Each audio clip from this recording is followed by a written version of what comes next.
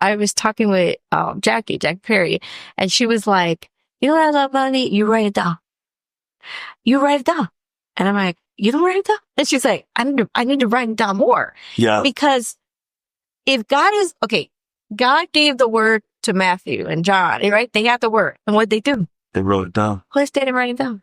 All the prophets in the Old Testament. What if they didn't write it down? Some of them were charges against the people, but they wrote it down. And they kept saying it, right? In the Old Testament, and they would say it over and over and over, but then they write it down. Yeah. If you're getting word, you need to write it down. Write it in a note. If you're seeing him move, write it down. I literally have Nashville confirmations because it was starting to happen so much. I said, oh, I got to write this down.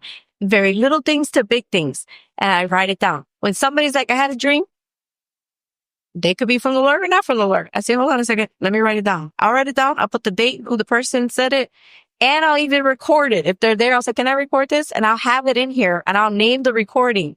Why? Because I go back to it. And if it's the Lord, right? We got it on the Holy Ghost shelf.